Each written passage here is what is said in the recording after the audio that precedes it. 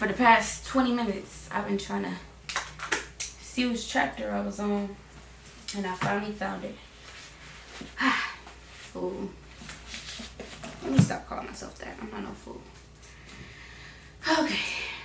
And the Lord said to Moses, this is chapter 21. We're doing chapter 21 through 25. Holiness and priests.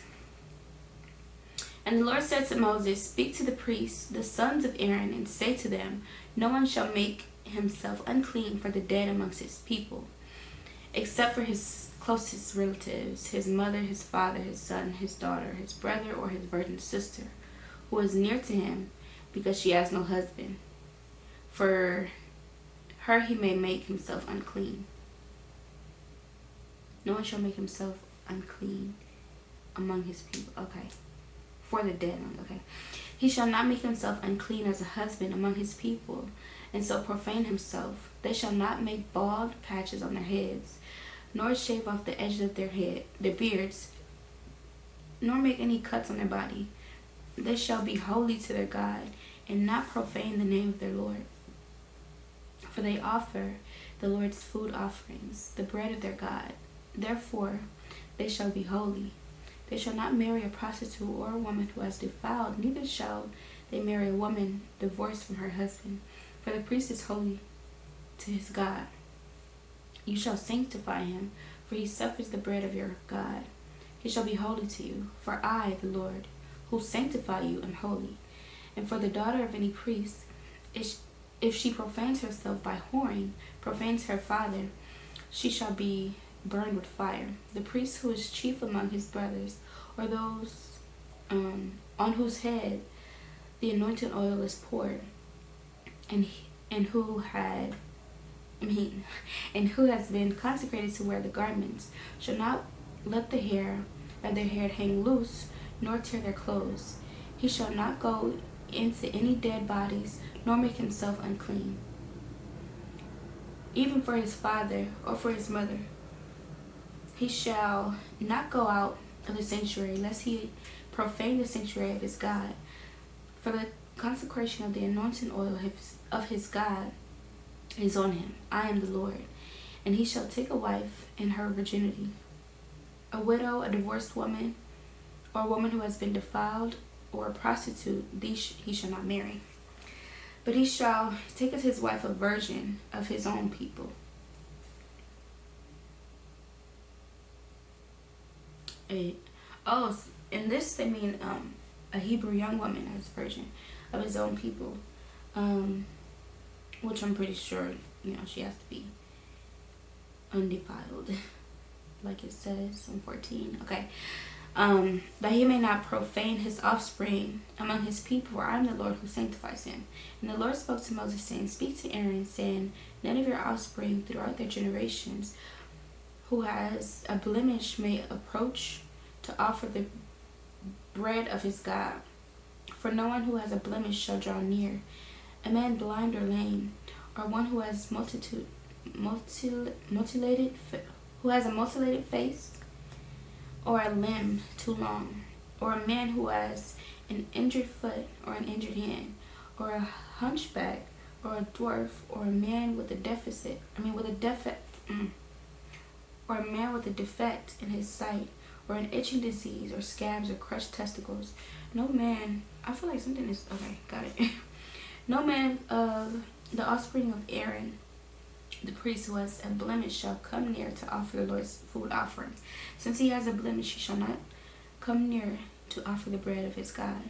He may eat the bread of his God, both of the most holy and of the holy things. But he shall not go through the veil or approach the altar, because he has a blemish, that he may not profane my sanctuaries. For I am the Lord who sanctifies him. So I wonder why this was. Like, is it because the Lord saw that these type of defects were indication that the enemy was present? I'm not sure.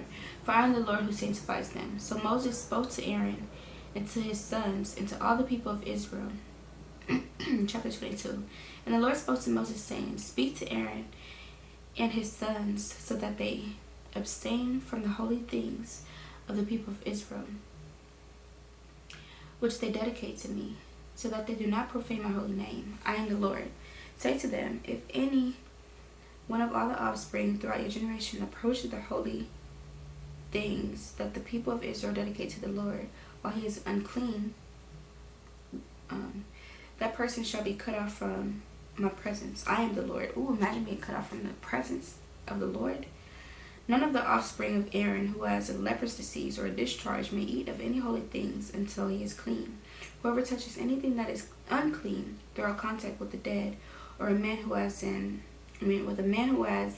emission of semen, and whoever touches a swarming thing by which he may be made unclean, or a person from whom he may take uncleanness, whatever his uncleanness may be, the person who touches such a thing shall be unclean until the evening, and shall not eat of any holy things, unless he has bathed his body in water. When the sun goes down, he shall be clean, and afterward he may eat of the holy things, because they are his food. And he shall not eat what dies of itself, or is torn by beasts, and so make himself unclean by it. I am the Lord. They shall therefore keep my charge, lest they bear sin for it, and die thereby when they profane it. I am the Lord who sanctifies them. A lay person shall not eat of a holy thing. No foreign guest of the priests or hired worker shall eat of a holy thing. But if a priest buys a slave as his property for money,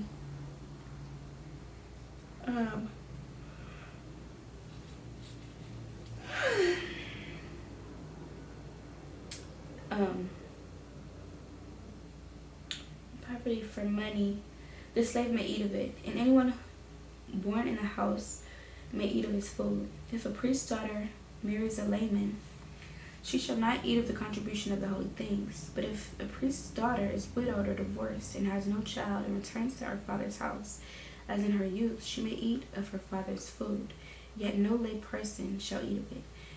And if anyone eats of a holy thing unintentionally, he shall add the fifth of its value to it, and give the holy thing to the priest. He shall not profane the holy things of the people of Israel, which they contribute to the Lord,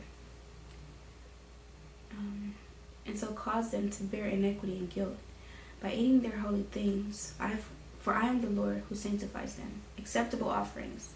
And the Lord said to Moses, spoke to Moses, saying, Speak to Aaron and his sons and all the people of Israel, and say to them, when any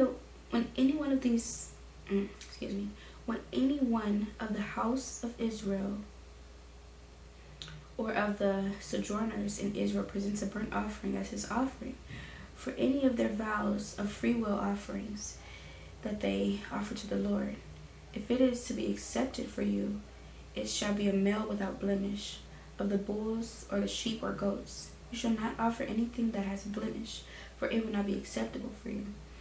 And when anyone offers a sacrifice of peace offerings to the Lord to fulfill a vow, or as a freewill offering from the herd or from the flock to be accepted, and must be perfect. There shall be no blemish in it. Animals blind or disabled or mutilated or having a discharge, or any itch or scabs, you shall not offer to the Lord, or give them to the Lord for a food offering on the altar. You may present a bull or a lamb that has part too long or too short for a free will offering, but for a vow offering it cannot be accepted. Any animal that has its testicles bruised or crushed or torn or cut, you shall not offer to the Lord. You shall not do it within your land. Neither shall you offer as the bread of your God any such animals gotten from a foreigner. Which makes sense, because I'm speaking of the Lord not wanting any blemishes on the animals they gave to the Lord as an offering. Because if that's the case, they will automatically give that blemished animal to the Lord. Like, if you think about it, as humans, we have this survival type of mindset that kind of makes us selfish, so we keep the goods and give the bad away. If it was time to give an offering, we would automatically, as human beings, give the worst one we will make an excuse like, oh, the Lord will heal it, or some type of excuse like that. Since there is a blemish in them because of their mutilation, they will not be accepted for you. The Lord spoke to Moses, saying, when an ox, sheep, or goat is born, it shall remain 7 days with its mother. From the 8th day on, it shall be accepted as a food offering to the Lord. You shall not kill an ox, sheep, or her young in 1 day. And I wonder why he chose 7 days. Is that how long a mother needs to be around her child, or maybe, because I'm thinking maybe that's best for the mother's emotional needs for the animal, or is it best for the child so the child could still be like a well-raised child, like with enough milk and with enough nutrients from the mother. Because if you give a cow or a calf too early, or an ox, sheep, or goat, if you give those things too early, it could cause it to have blemish and cause it to be infected or die early, whatever the case may be.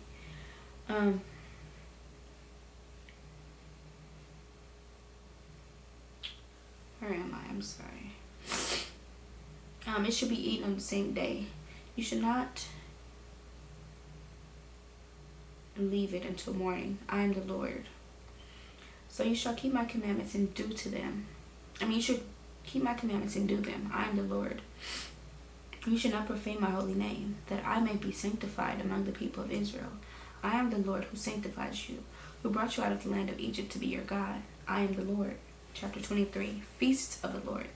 The Lord spoke to Moses, saying, speak to the people of Israel and say to them, which is very interesting, because imagine if the Lord was like each and every chapter of Leviticus so far, the first couple words, for the most part, were, and the Lord spoke to Moses, saying, tell people of Israel this, or tell Aaron this. Could you imagine the Lord giving you specific messages, like, in which he does gives us specific messages, but I wonder how it sounded. Is it the same way we hear the Lord today? Is it a little different? That's what I want to know. So the Lord spoke to Moses, saying, speak to the people of Israel and say this to them. These are the appointed feasts of the Lord that you shall proclaim as holy convocations. They are my appointed feasts. The Sabbath, the 6 days shall work. 6 days shall work be done, but on the 7th day is a Sabbath of solemn rest, a holy convocation. You shall do no work. It is a Sabbath to the Lord in all your dwelling places. The Passover.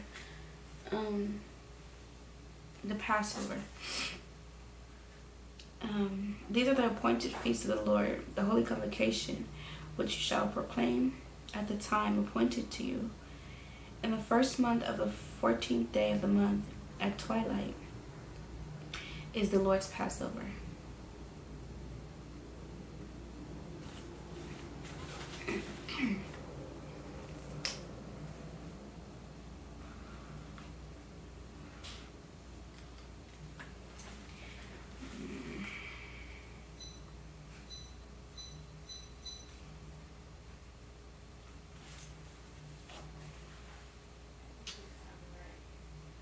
Is the Lord's Passover. On the 15th day of the same month is the feast of unleavened bread for the Lord.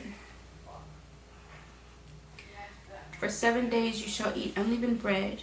On the first day you shall have a holy convocation. You shall not do any ordinary work, but you shall present a food offering to the Lord for 7 days. On the 7th day is a holy convocation. You shall not do any work. The feast of first fruits.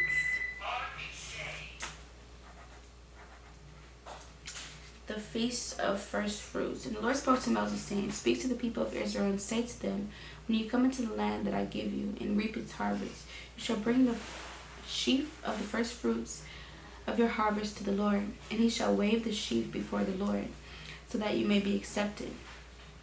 On the day after the Sabbath, the priest shall wave it, and on the day when you wave the sheaf, you shall offer a male lamb, a year old without blemish,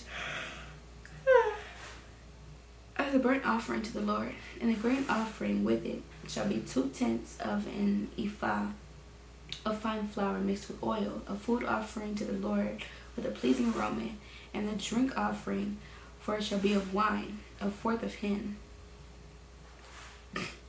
What does that mean? Oh, 4 quarters or 3.5 liters. And you shall eat neither bread nor grain, parched of fresh, until this same day, until you have brought the offering of your God. It is a statute forever throughout your generations, in all the dwellings, the feast of weeks.